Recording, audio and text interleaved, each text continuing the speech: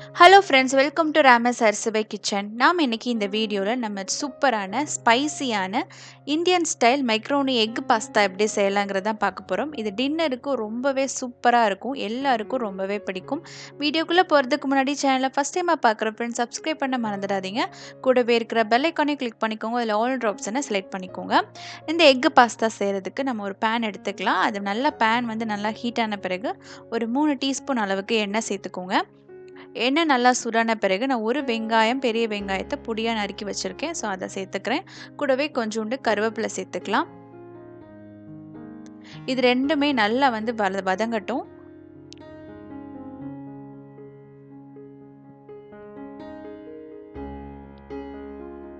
So இப்போ வெங்காயம் பார்த்தீங்கன்னா கொஞ்சம் நல்லா வதங்கின பிறகு ஒரு அரை டீஸ்பூன் அளவுக்கு இஞ்சி பூண்டு பேஸ்ட் வந்து சேர்த்துக்கலாம். ஸோ இஞ்சி பூண்டு பேஸ்ட் வந்து நம்ம இந்தியன் ஸ்டைல் பாஸ்தாவில் சேர்க்கும்போது நல்ல ஒரு ஃப்ளேவராக இருக்கும். அதுவும் நம்ம எக்கெல்லாம் சேர்க்கும்போது இந்த இஞ்சி பூண்டு பேஸ்டெல்லாம் சேர்க்கும்போது அந்த எக்கோட வாசனை அந்த பாஸ்தாவில் வராமல் இருக்கும்.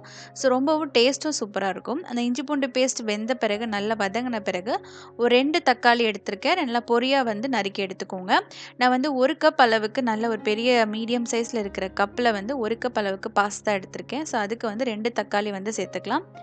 தேவையான அளவுக்கு உப்பு சேர்த்துக்கலாம். 1 டீஸ்பூன் அளவுக்கு மல்லித்தூள், அரை டீஸ்பூன் அளவுக்கு கரம் மசாலா சேர்த்துக்கோங்க. மிளகாய்த்தூள் பார்த்தீங்கன்னா உங்கள் காரத்துக்கு ஏற்ப நீங்கள் சேர்த்துக்கோங்க. நான் வந்து 1/4 டீஸ்பூன் தான் சேர்த்துருக்கேன்.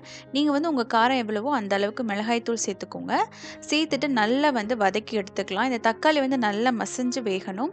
அந்த தக்காளி வந்து ஒரு பேஸ்ட், தக்காளியும் ஆனியனும் சேர்ந்து ஒரு பேஸ்ட் ஆட்டம் ஆயிடணும். இந்த அளவுக்கு வந்து நல்லா வதங்கிடணும்.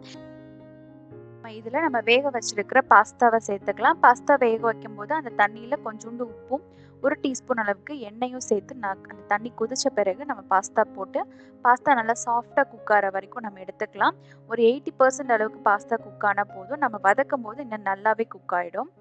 இப்போ இந்த மசாலா பேஸ்ட்டில் எல்லாம் சேர்த்து அந்த பாஸ்தாவை வந்து நல்லா மிக்ஸ் பண்ணிக்கோங்க.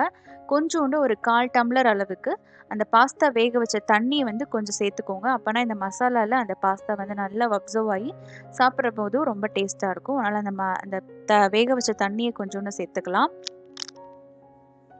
இந்த பாஸ்தாவை ஒரு நல்ல ஒரு 10 நிமிஷம் மூடி போட்டு குக் பண்ணிக்கோங்க. நல்லா உங்களுக்கு பாஸ்தா குக் ஆகிடும். குக் ஆன பிறகு நான் அந்த ஓரத்தில் தள்ளி வச்சுருக்கேன் ஒரு எக்கு வந்து உடச்சி ஊற்றுறதுக்காக. நீங்கள் வந்து பாஸ்தா மேலேயே எக்கு ஊற்றிக்கலாம். இல்லைனா வந்து இந்த மாதிரி தனியாக வந்து எக்கு உடச்சி ஊற்றி எக்கு நல்லா ஃப்ரை ஆன பிறகு அதுக்கப்புறம் வந்து பாஸ்தா கூட நீங்கள் மிக்ஸ் பண்ணிக்கலாம்.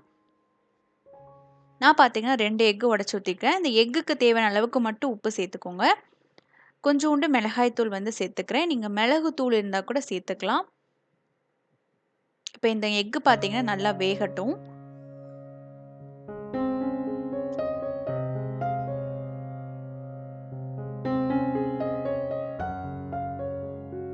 ஸோ எக்கு பார்த்தீங்கன்னா நல்லா வெந்துருச்சு. இப்போ ஓரளவு நல்லா வெந்துருச்சு. இப்போ வந்து பாஸ்தா கூட நம்ம மிக்ஸ் பண்ணி நல்லா வந்து பரட்டி விட்டுக்கலாம்.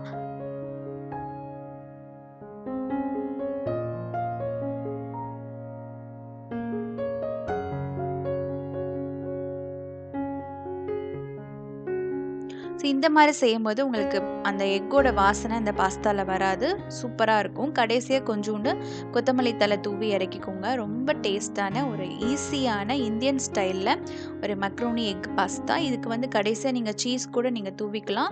டேஸ்ட்டும் ரொம்ப நல்லாயிருக்கும். அந்த ஸ்பைசியோட சீஸ் சேர்த்து சாப்பிடும்போது டேஸ்ட்டும் சூப்பராக இருக்கும். கிட்ஸுக்கும் அந்த ஸ்பைசி வந்து தெரியாது. நான் வந்து அவ்வளோவா ஸ்பைஸ் போடல. நீங்கள் வந்து உங்களுக்கு இஷ்டமான எவ்வளோ காரமோ அந்த அளவுக்கு நீங்கள் சேர்த்துக்கோங்க. கடைசியாக கொஞ்சோண்டு சீஸ் தூவி நான் இறக்கி வச்சுக்கிறேன். சூப்பரான ஒரு டின்னர் ரெசிபி. கண்டிப்பாக ட்ரை பண்ணி பாருங்கள். நம்ம சேனலில் நிறைய டைப் ஆஃப் பாஸ்தா ரெசிபிஸும் இருக்குது. அதோட லிங்க்ஸ் வந்து டிஸ்கிரிப்ஷனில் எண்டு கார்டில் கிடைக்கும். அதையும் கிளிக் பண்ணி பார்த்துக்கோங்க. இந்த வீடியோ உங்களுக்கு பிடிச்சிருந்தா சேனலை மறக்காமல் சப்ஸ்கிரைப் பண்ணிக்கோங்க. லைக் பண்ணுங்கள், கமெண்ட் பண்ணுங்கள், உங்கள் ஃப்ரெண்ட்ஸ் அண்ட் ஃபேமிலிக்கு ஷேர் பண்ணுங்கள். நம்ம நெக்ஸ்ட் ஒரு சூப்பரான வீடியோவில் சந்திக்கலாம். தேங்க்யூ ஃபார் வாட்சிங்.